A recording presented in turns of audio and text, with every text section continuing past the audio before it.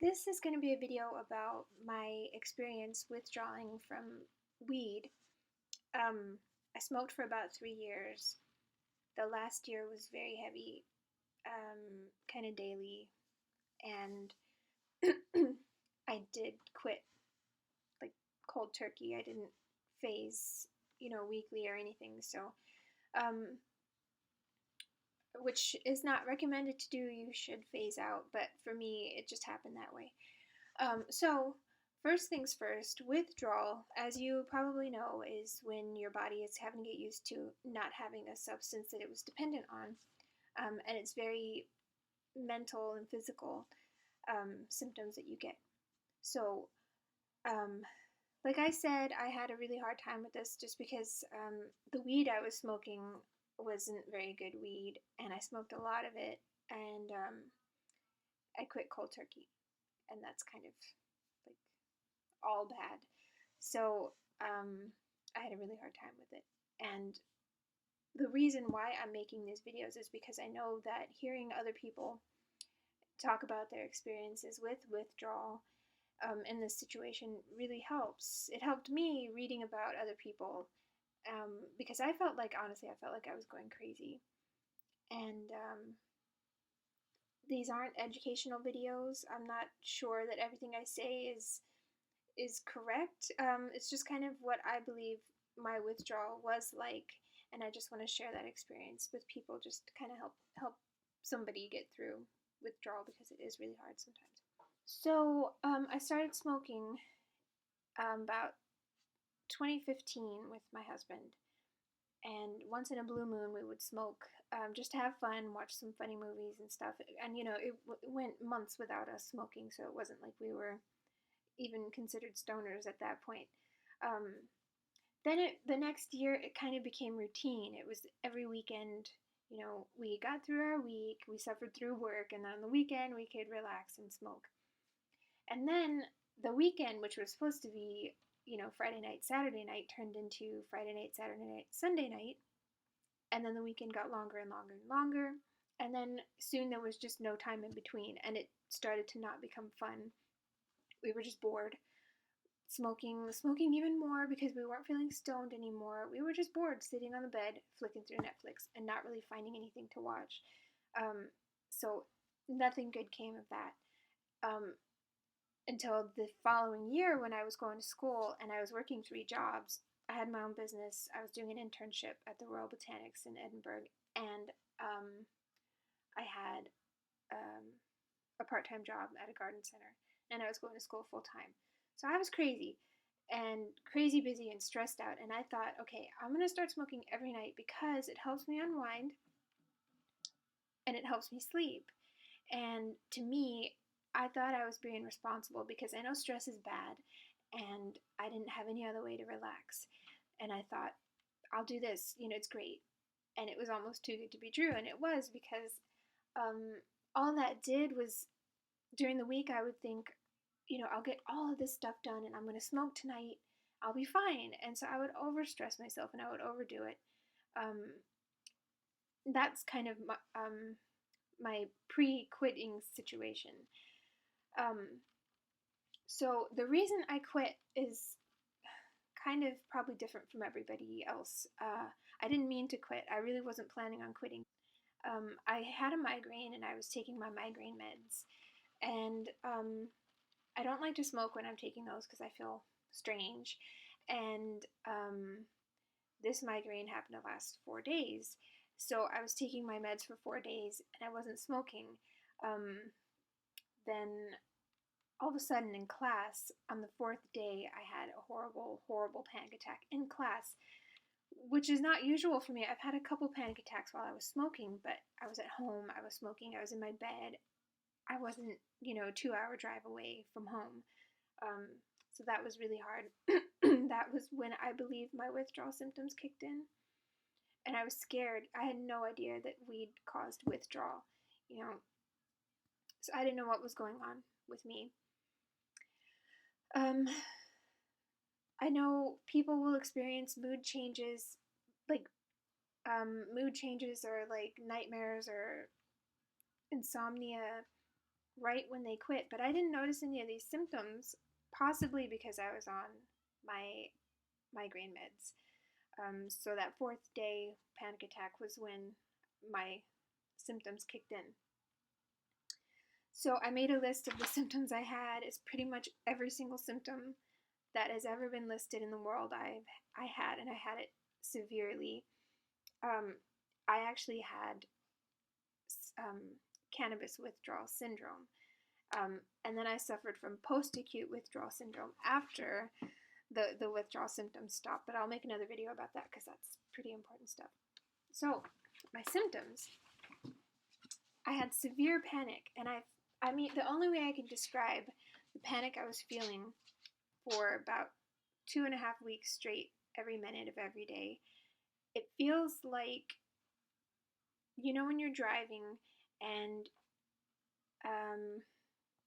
you know, something happens, you have to slam on your brakes, and you get really scared, and you feel this horrible feeling, and it kind of stops because you realize nothing has happened. Well, it was like that feeling, but stuck. It was like I was stuck on that startled feeling, and it was a horrible feeling. I actually feel weird talking about it right now. Like I'm scared that I'm going to feel it again, but I won't. It's okay. But that was my severe panic that went on for almost 3 weeks. I did have insomnia, but I think it was just because I couldn't relax. When I would finally fall asleep, I did have extremely vivid nightmares. And it was also mixed, there was lucid dreams mixed in with these nightmares, and it was kind of weird because I thought it was real. I couldn't tell if I was awake or asleep, and the scariest stuff, the scariest things that could only happen in your dreams were happening, so I thought this was real life. It was just a nightmare. My appetite stopped, completely stopped. That actually lasted for 4 weeks. And I did lose a lot of weight, and I was really weak, and it was horrible. So, you know, they say you have appetite changes. I just stopped eating. I couldn't eat. Tremors was a really scary one. I had tremors. There were nights about the 4 to 5 day after I quit, I would get these horrible, like, brain tremors, and it would happen when I was trying to sleep, and it felt like somebody grabbed my head and was shaking it really, really fast and really, really hard, and I'd have to get up and pace around the house. I thought I was going crazy. At this point, I still didn't know what was going on. It was so scary. It was really scary. Then I would always feel like I was, like, sitting against a washing machine. You know, I always felt like my body was just vibrating all over. What do I have here? Crawling skin. I did feel like my skin was moving, which I don't know is very common with weed withdrawal, but I think because I stopped eating, I was also going through fasting symptoms, which are pretty bad as well. I had agoraphobia. I couldn't leave the house. I didn't want to drive anywhere. The only place I would go to kind of try to get out of my own head was my greenhouse outside, and I would just play like apps on my phone while I rocked back and forth because I felt so strange. Hypochondria. I wrote that down because I didn't realize I was going through weed withdrawal, like I said, till about week 2. So when I was feeling all these crazy symptoms, I was thinking, what can be wrong with me? And I was crazy. Like, I took all my earrings out. I had a tragus piercing. I had an industrial piercing. I had a belly button piercing. I took all my piercings out because I thought, oh, maybe I'm getting metal toxication or something. The water, I wanted to have the water checked. I called people to come in and check to see if there's like a gas leak. I was just going crazy trying to find out what was wrong. And that this is really common. Even if you do know you're going through withdrawal, you just feel like all these symptoms cannot be from weed, so you try to figure out what they're from, and it does drive you crazy. I was experiencing vertigo as well, probably about week 2. I was working on bracelets. I was making little bracelets to get my mind off of stuff, and I felt like I was falling backwards. It kind of also felt like that feeling you get when you're in class and you're like this and then you fall asleep. I was getting that feeling, but I was sitting straight up having conversations with people and I was feeling that. A really hard symptom for me was I had severe empathy, and I'm a very empathic person to begin with, but um, I don't know if this was withdrawal induced. Well, it was, but I couldn't I couldn't watch TV um, because if I would see like a character on TV feeling awkward or feeling embarrassed, I would just go into a panic, like an actual clinical panic. Um, Shows that I love to watch that didn't bother me at all, I couldn't. I wanted to watch that show about Mama June. Oh, I couldn't watch that. It just like tore my heart out. And it's not even that kind of a show. The only movies I could watch were Mighty Ducks 2, The Little Mermaid, and I watched a bunch of episodes of Whose Line Is It Anyway? That's all I could watch. The post-acute withdrawal symptoms I had were depression, dysphoria, disassociation, and derealization. And that was, if you can believe it, was the hardest part of the whole withdrawal experience. I'll make a whole nother video about post-acute withdrawal syndrome because it is kind of a whole another section of withdrawal, and not everybody gets it, so it'll just be a separate video. Okay, so all of those symptoms that I talked about lasted about 4 weeks for me. I think it was the worst in the first 10 days. After that, symptoms kind of would become more subtle and then they would just drop off the list. And they kind of all slowly started to subside by week 3. After week 4, I had to try to rebuild myself, and I'll make a video about that as well. I had to rebuild myself socially and kind of really overcome that agoraphobia. Get in my car and start driving to school again. I had a lot of trouble concentrating. I couldn't even make a meal plan. This is after week 4. I remember I had a paper due and I could barely get it done. And just really hard to concentrate and to focus. I was still really underweight. And I was really shaken up still by the past experiences. And by then I knew what was causing it. But I needed to prove to myself that wasn't going to happen again, that I wasn't going to keep getting panic attacks, because I did kind of live in fear of being outside of my home and getting a panic attack and then this whole thing starting all over again. And that's one thing that I really did believe would happen. And it never did. I went through that whole ordeal once. It never happened again.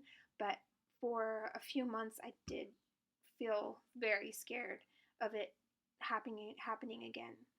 So the initial symptoms of withdrawal are over.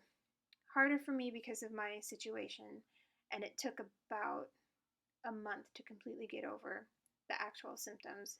Now I'm just recovering from like the traumatic experience still. But I don't think it would take many people as long as it took me. So I'm at 10 months sober now. I have way more good days than bad days. I have weeks where I feel fine, and then maybe a day where I feel like I can't connect to anybody. But I think that's kind of still a symptom from the post-acute withdrawal. I'm not at a point where I feel completely happy with my life, where I have like a spark that I used to have before I started smoking. But I think it's because I need to get out there and make that happen now. Now that I don't have weed kind of holding me back. It does feel like I'm a bit depressed, but like I said, I need to pick myself up now and start making good things happen, because this crappy world doesn't give handouts of happiness, unfortunately. So that's kind of what I'm facing right now, what I'm having to deal with. So what I would say to you right now, if you're going through withdrawal, it really does suck. It feels like your world is ending. It feels like a day is a year, and these symptoms are so severe you don't feel like you can get through another day, but you can, and you will. And these withdrawal symptoms are just signs of healing. Your brain is getting used to being without a substance that it depended on. but the brain was made to adjust to chemicals and stresses and everything. So trust your body. It's doing what it needs to do. Just keep going. Don't quit. And withdrawal is lame, but being an addict is lamer. So leave a comment if you need anything clarified. If you have any questions, just leave a comment and I'll answer you. And I will make more videos about this whole experience, because there are a lot of little things that I want to talk a little bit more about. And if you have any questions, if you want me to make a video about anything, just let me know.